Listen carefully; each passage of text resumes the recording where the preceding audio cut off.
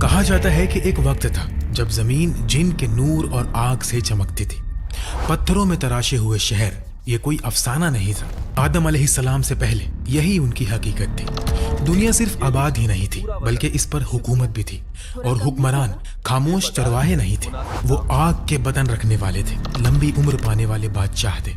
انہوں نے اپنی قوتوں کا استعمال کیا، غائب ہونے کے لیے، اڑنے کے لیے، مخلوق کے دلوں میں وسوسے ڈالنے کے لیے۔ آج ان کے شہر غائب ہو چکے ہیں، لیکن ممکن ہے ان کے نشان اب بھی ان ملبے کے نیچے چھپے ہوئے ہوں جو انسان سمجھ نہیں پاتا۔ جن میں ایسے بادشاہ ابھرے جو اللہ کو سجدہ نہیں کرتے تھے، انہوں نے اپنے لیے عبادت کا مطالبہ کیا، انہوں نے بت کھڑے کیے، جادوئی الفاظ پڑھے، ڈر کے ذریعے لوگوں کو جھکایا۔ جادو ایک سودے کی چیز بن گیا، تاریک رسمیں پوشیدہ کمروں میں ادا ہونے لگی۔ کچھ کا دعویٰ تھا کہ وہ ایسے دروازے کھولتے ہیں جو بند رہنے چاہیے تھے، ایسا علم جو چھپا رہنا چاہیے تھا اب اسے سب سے زیادہ قیمت دینے والے کو بیچا جانے لگا۔ انہوں نے کمزور قبیلوں کو غلام بنایا، انہیں سپاہی اور خادم بنا لیا۔ وہ معصوم جن جو اب بھی اپنے رب کو یاد رکھتے تھے چھپنے پر مجبور ہو گئے، انہیں ان زمینوں سے نکال دیا گیا جو کبھی ان کا گھر تھی۔ تو آخر یہ سارا فساد شروع کیسے ہوا؟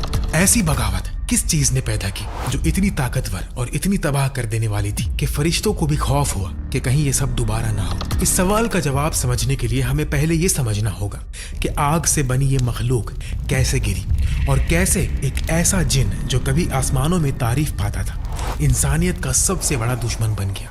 اسلامی علماء کے مطابق وہ بالکل انسانوں کی طرح مختلف زبانیں بولتے تھے۔ ان کے شہر تصور سے پرے تھے کیونکہ وہ دوسری جہاتوں اور پہلوؤں میں رہتے تھے جو ہماری 3 بڑی دنیا سے بہت مختلف تھے۔ وہ ایک قسم کی انرجی جیسی آگ سے پیدا کیے گئے تھے جس کا کوئی عام جسمانی وزن نہیں تھا، اسی لیے ان کا تصور کرنا مشکل ہے۔ کچھ جن عبادت اور اطاعت میں قائم رہے، یہ وہ نیک، خاموش اور فرما بردار تھے جو چپ چاپ رہتے تھے، لیکن دوسرے اپنے اندر جھانکنے لگے۔ انہوں نے اپنی قوت دیکھی اور اسی سے محبت کر بیٹھے۔ انہوں نے اپنی آزادی دیکھی لیکن اسے غلط سمجھا۔ وہ فرشتوں سے حسد کرنے لگے، وہ پوچھنے لگے کہ ہمیں آسمانوں میں کیوں نہیں اٹھایا گیا، ہم زمین سے کیوں بندھے ہوئے ہیں جبکہ فرشتے آسمانوں میں اڑتے ہیں۔ کچھ دل سیاہ ہونے لگے، وہ ایک دوسرے کو چیلنج کرنے لگے۔ بالکل انسانوں کی طرح انہوں نے سوچنا شروع کر دیا کہ وہ ہمیشہ زندہ رہیں گے۔ زمین پر ان کی قوموں اور تہذیبوں کے درمیان جھگڑے شروع ہو گئے، قبیلے قبیلوں کے خلاف اٹھ کھڑے ہوئے، رہنما ظالم بن گئے، بالکل انسانی حکمرانوں کی طرح۔ اسی فساد کے درمیان ایک شخص ابھر کر سامنے آیا، ایک ایسا جن جس کے پاس بہت قوت تھی اور بہت زیادہ عبادت تھی۔ اس کا نام تھا عزازیل۔ جب اس کی قوم فساد میں ڈوب رہی تھی، وہ اطاعت میں اوپر اٹھ رہا تھا، اس نے بغاوت میں حصہ نہیں لیا، وہ فرشتوں کے ساتھ کھڑا ہوا اور اسی وجہ سے اسے عزت دی گئی۔ لیکن عزازیل اپنی قوم سے اتنا مختلف کیوں تھا اور اس کی کہانی اتنے اندھیرے میں کیسے بدل گئی؟ اس کو سمجھنے کے لیے ہمیں اس جنگ کو سمجھنا ہوگا جس نے زمین کو چیر کر رکھ دیا، وہ جنگ جس نے سب کچھ بدل دیا۔ جب جن اپنی منمانی کرنے لگے، زمین پر فساد کرنے لگے، جادو ایک سودے کی چیز بن گیا، کمزوروں کو غلام بنایا گیا، اور جو اللہ کے فرما بردار تھے وہ چھپنے پر مجبور ہو گئے۔ جو دنیا کبھی آگ اور آزادی کی زندہ دنیا تھی، وہ نفس، گھمٹ اور خواہش کی جنگ گاہ بن گئی۔ تو اللہ ان سب کو دیکھ کر غافل نہیں ہوا۔ فرشتے خاموشی سے دیکھ رہے تھے، دیکھتے رہے، یہاں تک کہ حکم آ گیا۔ اب زمین ایک ایسی جنگ دیکھے گی جیسے اس سے پہلے کبھی نہیں ہوئی، آگ کی مخلوق اور نور کے لشکر کی جنگ۔ ان تمام واقعات کے درمیان عزازیل کھڑا تھا۔ اس نے دیکھا کہ اس کی قوم کس طرح گناہ میں ڈوبتی جا رہی ہے۔ اس کا دل غصے سے بھر گیا، اور ایک اور چیز سے بھی، اپنے آپ کو ثابت کرنے کی خواہش سے۔ نہ صرف جن کے سامنے بلکہ فرشتوں کے سامنے بھی وہ تیار تھا کہ اپنے ہی قسم کے خلاف لڑے۔ وہ یہ دکھانا چاہتا تھا کہ آگ سے پیدا ہوئی مخلوق بھی وفادار ہو سکتی ہے۔ لیکن کیا ہوتا ہے جب کوئی بندہ یہ سوچنے لگے کہ وہ صرف بندہ نہیں رہا، وہ امتحان قریب آ چکا تھا، اور عزازیل اس امتحان کے بالکل درمیان میں کھڑا تھا۔ وہ فرشتہ نہیں تھا، وہ مجبوراً عبادت کرنے والی مخلوق نہیں تھا، اس نے خود سے عبادت کو چنا تھا، اور اس میں بہت آگے نکل گیا تھا۔ صرف عبادت میں ہی نہیں، معرفات اور اللہ کی پہچان میں بھی، یہاں تک کہ کہا گیا کہ وہ فرشتوں کو درس دیتا تھا۔ اس نے اسے قابل تعریف بنا دیا، لیکن خطرناک بھی۔ آہستہ آہستہ اس نے اپنی عبادت کو پسند کرنا شروع کر دیا۔ جب فرشتے اسے ایک رہنما کی طرح دیکھنے لگے تو شاید اس جنگ نے جو اب وہ لڑنے جا رہا تھا، اس کے دل میں تکبر کا پہلا بیج بو دیا۔ اللہ سبحانہ و تعالی نے اسے حکم دیا کہ ان جن کے خلاف لڑے جو فساد پھیلا رہے تھے اور اطاعت سے انکار کر چکے تھے۔ اس کی قیادت میں فرشتوں کا ایک عظیم لشکر جمع کیا گیا۔ جلدی ہی وہ زمین پر اتریں گے اور یہ جنگ شروع ہوگی، لیکن جن کی تعداد بہت زیادہ ہو چکی تھی۔ ایک روایت میں آتا ہے کہ ہر 10 مخلوق میں جسے اختیار دیا گیا 9 جن تھے اور صرف ایک انسان۔ اگر آج انسانیت کی تعداد 10 ارب کے قریب ہے تو پھر ان کی تعداد 90 ارب تک پہنچ سکتی تھی، اور چونکہ ان میں سے اکثر باغی ہو چکے تھے تو ہم اندازہ لگا سکتے ہیں کہ یہ جنگ کتنی بڑی رہی ہوگی۔ ایک اور روایت میں آتا ہے کہ شیطان کی 70,000 اولاد تھی اور ہر اولاد کی بھی 70,000 اولاد تھی۔ عربی زبان میں 70 کا عدد اکثر بہت بڑی تعداد کے لیے آتا ہے، اور چونکہ شیطان بھی جن میں سے تھا اس لیے ان کی آبادی بہت تیزی سے بڑھتی تھی۔ ان کی عمر صدیوں حتیٰ کہ ہزاروں سال تک پھیلتی تھی۔ ان کے خاندان اور قبیلے بے حد بڑھتے چلے گئے۔ یہ سب دیکھتے ہوئے جن کی آبادی اربوں میں ہونا کوئی عجیب بات نہیں تھی، لیکن ان کا سنہرا دور ختم ہونے کو تھا۔ پر ان میں سے ایک مختلف تھا، عزازیل۔ وہ دن رات نماز پڑھتا تھا، روزے رکھتا تھا، روتا تھا، سجدوں میں گرتا تھا۔ فرشتے اسے نوٹس کرنے لگے، آسمان اس کے ذکر سے گونجنے لگا۔ کہا گیا کہ کسی جن نے اس سے پہلے اتنا اونچا رتبہ حاصل نہیں کیا تھا۔ عزازیل خود بھی یہی سمجھنے لگا۔ اسے لگا کہ وہ صرف ایک بندہ نہیں بلکہ ایک مثال ہے، لیکن جب دل یہ سمجھنے لگے کہ وہ سب سے اونچا ہے تو کتنی دیر لگتی ہے اسے یہ سوچنے میں کہ اسے اور زیادہ ملنا چاہیے۔ یہی سوچ دنیا کے مستقبل کو بدلنے والی تھی، اور امتحان ابھی شروع ہی ہوا تھا۔ روایتوں کے مطابق انہوں نے ان پیغمبروں اور رسولوں کو بھی قتل کر دیا جو اللہ نے ان کی ہدایت کے لیے بھیجے تھے۔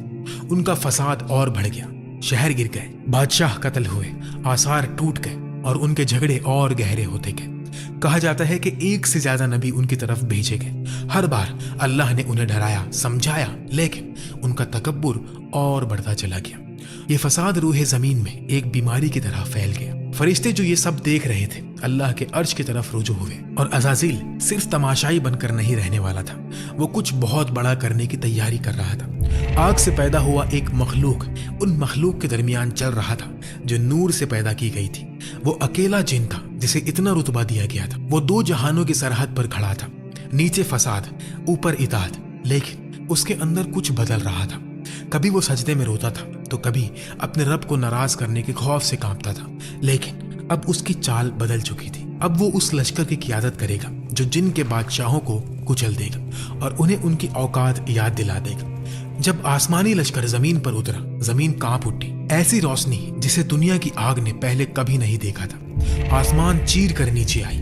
فرشتے ایسے سکوت کے ساتھ چل رہے تھے جو رعب پیدا کر رہے تھے۔ ان کے پر آفاق کو ڈھانک رہے تھے۔ ان کے چہروں پر کوئی جذبات نہیں تھے، صرف اطاعت۔ اور اس لشکر کے آگے عزازیل کھڑا تھا۔ نور سے بنی مخلوق کے درمیان صرف وہ آگ سے بنا ہوا تھا۔ وہ پورے یقین کے ساتھ کھڑا تھا۔ اسے لگتا تھا کہ یہ لمحہ اسی کے لیے ہے۔ اس نے سمجھا کہ اس کی عبادت نے اسے اپنی قوم سے اونچا کر دیا ہے اور شاید فرشتوں کے برابر لا کھڑا کیا ہے، لیکن فرشتے اپنی حد جانتے تھے اور عزازیل ابھی بھی سیکھ رہا تھا۔ جب فسادی جن نے اس لشکر کو دیکھا تو وہ خوف سے کانپ اٹھے۔ پھر بھی انہوں نے سمجھا کہ ان کا جادو انہیں بچا لے گا، ان کی راکھ سے بنی ہوئی سلطنتیں قائم رہیں گی، لیکن جب اللہ کا حکم آ جائے تو کوئی قوت اس کا مقابلہ نہیں کر سکتی۔ جنگ شروع ہو گئی، آسمان گرجنے لگے، زمین پھٹ گئی، نور اور آگ ٹکرائی، پہاڑ ٹوٹ گئے، سمندر ابلنے لگے، حتیٰ کہ ہوا بھی اس غیبی جنگ کی دہشت سے لرز اٹھی۔ فرشتے ناقابل تصور قوت کے ساتھ وار کر رہے تھے، وہ سوچ سے تیز چل رہے تھے، اور اس طوفان کے مرکز میں عزازیل تھا۔ وہ ایسے لڑا جیسے کوئی جن اس سے پہلے کبھی نہ لڑا ہو۔ غصے اور نشانے کے ساتھ وہ لشکروں کو چیر کر رکھ رہا تھا۔ ہر وار کے ساتھ وہ اللہ کا نام پکارتا تھا۔ اس کی آگ نور کی خدمت کر رہی تھی، فرشتے اس کے گرد کامل نظام کے ساتھ حرکت کر رہے تھے۔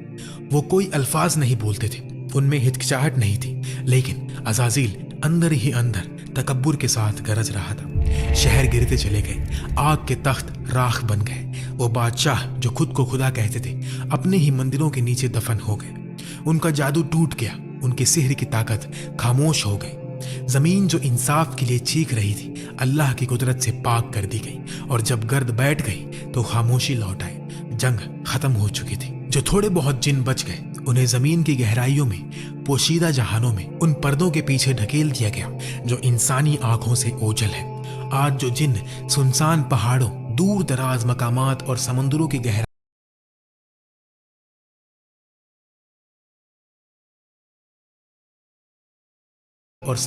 گہرائیوں میں رہتے ہیں، کہا جاتا ہے کہ وہ انہی کے وارث ہیں۔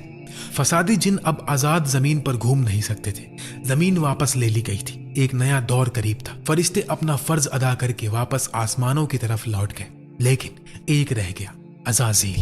اس کی بہادری کی تعریف کی گئی، اس کی وفاداری کو سراہا گیا، اسے عزت دی گئی۔ اس نے جنگ کی قیادت کی تھی، وہ جیت چکا تھا، اب وہ اپنی قوم سے اوپر کھڑا تھا، یا پھر کم از کم اسے ایسا لگتا تھا۔ اسے لگتا تھا کہ وہ اطاعت کی انتہا تک پہنچ گیا ہے۔ اس نے سمجھا کہ اس کی آگ اسے اس قابل بناتی ہے کہ وہ فرشتوں کے درمیان کھڑا رہے، لیکن اسے یہ معلوم نہیں تھا کہ ایک نئی مخلوق کی تیاری شروع ہو چکی ہے۔ یہ مخلوق نہ نور سے ہوگی اور نہ آگ سے، یہ مٹی سے ہوگی۔ اور اگرچہ عزازیل جنگ میں فتح پا چکا تھا، اس کا دل اس چیز کے لیے تیار نہیں تھا جو اب آنے والی تھی۔ پرسکون زمین پر ایک گفتگو شروع ہوئی۔ یہ بغاوت کی بات نہیں تھی، یہ حیرت، سوچ اور کچھ خوف کی بات تھی۔ فرشتے جو دنیا کے ابھرنے اور گرنے کو دیکھ چکے تھے، اب اللہ کے نئے حکم کی طرف متوجہ ہوئے۔ انہوں نے جن کا فساد دیکھا تھا، ان کا خون بہانا دیکھا تھا، ان کا تکبر، ان کی بغاوت دیکھی تھی، اور اب ایک نئی مخلوق کا ذکر ہو رہا تھا، ایک ایسی مخلوق جو زمین کی وارث بنے گی، ایک خلیفہ۔ فرشتے نے پوچھا، کیا تو اس میں ایسی مخلوق کو رکھے گا جو فساد پھیلائے گی اور خون بہائے گی، جبکہ ہم تیری حمد کے ساتھ تسبیح کرتے ہیں اور تیری پاکی بیان کرتے ہیں؟ یہ تکبر نہیں تھا، یہ بغاوت نہیں تھی۔ فرشتے اللہ کی حکمت پر سوال نہیں اٹھا رہے تھے، وہ صرف وہ کہہ رہے تھے جو انہوں نے دیکھا تھا۔ زمین پر فری ول والی مخلوق پہلے ہی جنگ اور خون سے بھر چکی تھی۔ کچھ روایتوں میں آتا ہے کہ عزازیل بھی اس سوال کے سلسلے میں تھا اور فرشتوں کے درمیان بات ہو رہی تھی۔ انہیں وہ پوشیدہ حکمت معلوم نہیں تھی جو اللہ جانتا تھا۔ اللہ نے اپنے معزز فرشتوں کو بتایا کہ زمین سے مٹی لی جائے گی اور ایک نئی مخلوق بنائی جائے گی۔ فرشتے زمین کے مختلف حصوں میں گئے، کسی نے سخت پتھر والی مٹی لی، کسی نے نرم وادیوں کی مٹی، کسی نے سیاہ مٹی، کسی نے سرخ، کسی نے سفید۔ اسی طرح انسان کی فطرتوں اور مزاجوں کا تناوع اس مٹی میں جمع کر دیا گیا۔ اس مٹی کو ملایا گیا، گوندا گیا، اور پھر اسے سوکھی، کھوکھلی، سخت مٹی کی صورت دی گئی، ایک جسم بنا دیا گیا۔ لیکن ابھی اس میں روح پھونکنا باقی تھا۔ وہ جسم خاموش پڑا تھا، بے جان۔ اسی لمحے عزازیل وہاں آیا۔ وہ جن کے خلاف اپنی عظیم فتح کے بعد آیا تھا، اور اس کے اندر اس جیت کا گھمنڈ بڑھتا جا رہا تھا۔ یہ وہ چھپا ہوا تکبر تھا جس کا ذکر مفسرین کرتے ہیں جب اللہ فرماتا ہے، میں وہ جانتا ہوں جو تم نہیں جانتے۔ عزازیل اس نئی صورت کے گرد گھوما۔ اس نے اس کا چہرہ دیکھا، اس کے کانوں کو دیکھا، پھر وہ اس مٹی کے جسم کے اندر داخل ہوا۔ روح تو ابھی نہیں دی گئی تھی، لیکن وہ اس کے اندر کی خالی جگہوں میں پھرنے لگا، اس کے راستوں کو سمجھنے لگا۔ اس نے سوچا، یہ کمزور مخلوق جو مٹی سے بنی ہے، جس میں سوراخ ہے، بھوک ہے، غصہ ہے، جلد بازی ہے، یہ بہت جلد ٹوٹ جائے گی۔ ایک دن میں اسی کی کمزوری سے اسے گمراہ کروں گا۔ اس جسم کے اندر گھومنا اس حقیقت کی طرف اشارہ کرتا تھا جو بعد میں ہمیں نبی علیہ الصلوۃ والسلام نے بتائی کہ شیطان انسان کے اندر اسی طرح دوڑتا ہے جیسے خون دوڑتا ہے۔ روح پھونکے جانے سے پہلے ہی عزازیل انسان کے اندر کے راستے سمجھ رہا تھا۔ وہ پلان بنا رہا تھا کہ ایک دن کیسے وسوسہ ڈالے گا، کیسے وہ گمراہ کرے گا، لیکن اللہ کا فیصلہ کچھ اور تھا۔ امتحان قریب تھا۔ ایک نئی مخلوق آ رہی تھی، ایک ایسی جو جن کی جگہ زمین پر چلے گی۔ عزازیل نے اپنے ہی قسم کے خلاف جنگ لڑی تھی، اس نے اپنے آپ کو ثابت کیا تھا، وہ فرشتوں کے ساتھ کھڑا رہا تھا۔ اس کے ذہن میں اب کسی اور مخلوق کی کوئی ضرورت نہیں تھی، دنیا پہلے ہی پاک کر دی گئی تھی۔ اسے لگتا تھا کہ اس نے اپنا مقام حاصل کر لیا ہے، اب اور کیا چاہیے۔ لیکن اس کے دل میں ایک سوال بڑھتا گیا، یہ خلیفہ کون ہوگا، اور سب سے اہم بات، اس کا رتبہ کیا ہوگا۔ جب فرشتے اللہ کی حکمت کے آگے جھک رہے تھے، عزازیل کا دل اندرونی آگ سے جل رہا تھا۔ اس نے زبان سے کچھ نہیں کہا، اس نے کھلا اعتراض نہیں کیا، لیکن اس کے اندر ایک طوفان اٹھ چکا تھا۔ کچھ روایتوں کے مطابق اس نے فرشتوں سے پوچھا، اگر اللہ اس مخلوق میں روح پھونک دے اور اسے ہم سے بھی اونچا رتبہ دے دے تو تم کیا کرو گے؟ انہوں نے جواب دیا، یہ کیسا سوال ہے، ہم تو اپنے رب کا حکم سنیں گے، ایمان لائیں گے اور اطاعت کریں گے۔ تب عزازیل سمجھ گیا کہ وہ اکیلا ہوگا، فرشتے کبھی نافرمانی نہیں کریں گے، صرف وہ تھا جو حکم سے باہر نکل سکتا تھا، اور وہ اس خیال سے کھیلتا رہا۔ مٹی کا وہ جسم اب بھی خاموش پڑا تھا، بے جان، لیکن جلد ہی اس میں سانس چلنے والی تھی۔ عزازیل کو ابھی اس مخلوق کا نام بھی نہیں معلوم تھا، لیکن وہ اسے پہلے ہی نفرت کرنے لگا تھا۔ پھر وہ لمحہ آیا جس نے ماضی اور مستقبل کے درمیان ایک صاف لکیر کھینچ دی۔ اللہ سبحانہ و تعالیٰ نے اس مٹی میں روح پھونکی۔ یہ صرف ہوا نہیں تھی، صرف حرکت نہیں تھی، یہ روح تھی، حکم تھا، زندگی تھی، ایک ایسا راز جو صرف اللہ عطا کرتا ہے۔ اچانک وہ بے جان جسم ہلا، مٹی نرم ہوئی، آنکھیں کھل گئی، سینہ اٹھنے لگا، گرنے لگا، جسم نے ارادے کے ساتھ حرکت کی، انسان پیدا ہو گیا، نہ کسی رحمی سے، نہ ایوولوشن کے ذریعے، بلکہ اللہ کی قدرت کے سیدھے عمل سے۔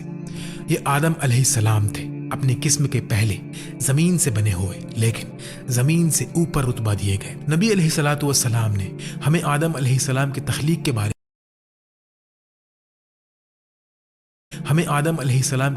کے بارے میں بتایا۔ روح آدم کے سر میں داخل ہوئی، پھر ان کی آنکھوں میں، چہرے میں، ناک اور منہ میں، پھر انہیں چھینک آئی۔ جبریل علیہ السلام ان کے پاس کھڑے تھے اور انہوں نے کہا، اے آدم کہو الحمدللہ۔ آدم علیہ السلام نے کہا الحمدللہ۔ پھر اللہ نے فرمایا، اے میرے بندے، میری رحمت تجھ پر ہو۔ جب روح ان کی آنکھوں تک پہنچی تو انہوں نے جنت کا پھل دیکھا۔